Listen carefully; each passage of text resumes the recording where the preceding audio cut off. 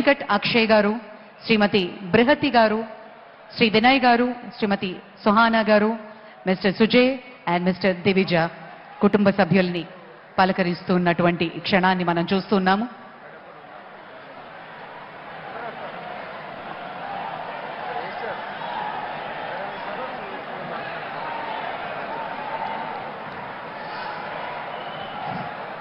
శ్రీ రామోజీరావు గారు తెలుగుకి వెలుగులు అద్ది ఉషోదయ కిరణాల పసిడి వర్ణాలతో మురిసిపోయారు. ఆయన భావితరానికి పాత్రికేయులకి ఒక మార్గదర్శిగా నిలిచారు. ప్రతికూల పరిస్థితులను సైతం ఎదిరించి సానుకూలంగా మార్చుకుని స్వప్నాలని సాకారం చేసుకోవడానికి ఆయన ఒక అక్షరం మునిగా నిలిచారు. ఈనాటి ప్రపంచ పరిస్థితులను సమగ్రంగా మన ముందుంచారు ఈనాడు ద్వారా.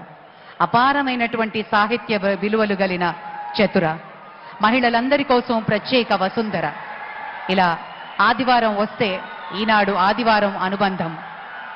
సినిమాలపై ఆయనకున్న ప్రేమని ఉషోదయ కిరణాలతో తెలుగు ప్రజలకు రాసిన ప్రేమలేఖ, శ్రీవారికి ప్రేమలేఖ వంటి ఎన్నో చిత్రాలు కేవలం ఆరోగ్యకర హాస్యం మాత్రమే కాకుండా సమాజ శ్రేయస్సు కోరుతూ మనలో స్ఫూర్తిని నింపిన ఎన్నో సినిమాలు ఆయన వెనకుండి నడిపించారు.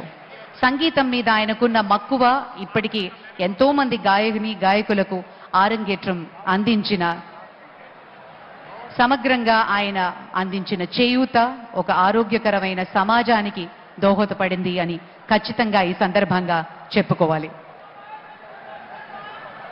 Under his leadership, Eenadu has grown to become one of the most widely read newspapers in Telugu states, and the group has expanded to include television channels, radio stations, and media outlets. Sri Ramojirao Garu is also known for his philanthropic efforts, particularly in the field of education. He established several institutions, including lot of donations. ఈ సందర్భంగా మనం గుర్తు చేసుకోవాల్సింది, Ramoji foundation ద్వారా ఇప్పటి వరకు సుమారు 110 కోట్ల రూపాయలు వివిధ ప్రజాసేవా కార్యక్రమాలకి అందించడం జరిగింది.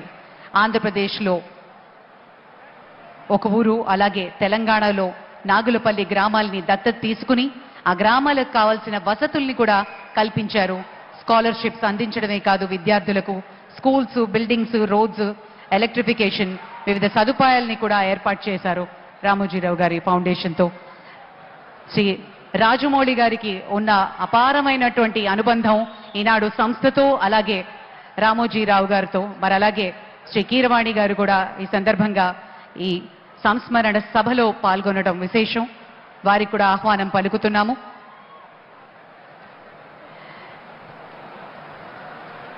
ఇక శ్రీ రామోజీరావు గారి పటానికి ఫ్లోరల్ ట్రిబ్యూట్ అందించబోతున్నారు ముఖ్యమంత్రి గారు. ఆయన నిలువెత్తు చిత్రాన్ని మనం చూస్తున్నాం. ఆయనకి సందర్భంగా నివాళులు అర్పిస్తూ